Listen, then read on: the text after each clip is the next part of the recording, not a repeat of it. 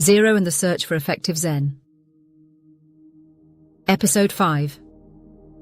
What is zero activity? Imagine trying to start a fire with wet logs. You strike match after match, but nothing happens. No flame, no warmth, just frustration. Now, what if Zen worked the same way? What if, no matter how much effort you put in, nothing? Last time, we explored the idea that Zen is an activity, not a static thing, but something that moves, shifts, arises, and disappears. But here's the kicker: activities don't just appear out of nowhere.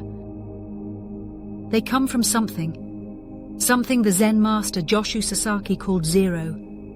Zero inevitably splits into naturally opposing activities, which inevitably disappear back into zero. And we may call this Sasaki's simplified explanation of zero. And at the risk of going over the top, let's consider something we might call Sasaki's expanded explanation of zero.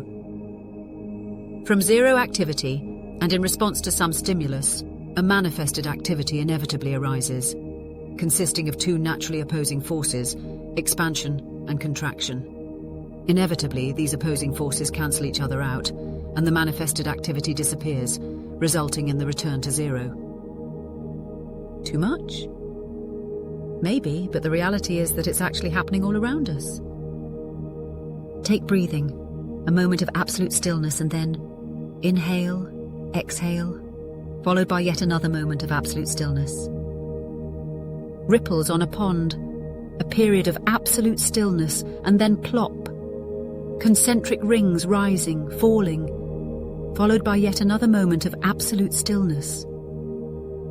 A conversation, a period of quiet, followed by speaking and listening, followed by yet another period of quiet. Everywhere you look, existence is playing out as this dance of stillness, inevitably followed by some motion governed by opposing forces, inevitably followed once again by stillness. So why all the fuss? Because if we understand the nature of activity, how activities arise, what they consist of, and why they cannot last, we gain a remarkable power: the ability to anticipate whether some activity will ever begin, how it will unfold, and crucially, how to either sustain it or bring it to an end.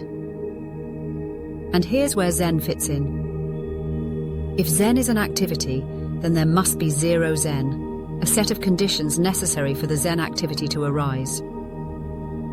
Just like a fireplace stacked with dry logs and kindling make for a possible fire, there will be a set of required conditions that make the Zen activity possible.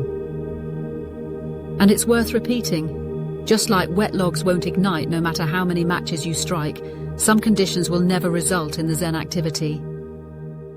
The right conditions must be there, and no amount of good intentions or effort or enthusiasm can force the Zen activity to arise without them.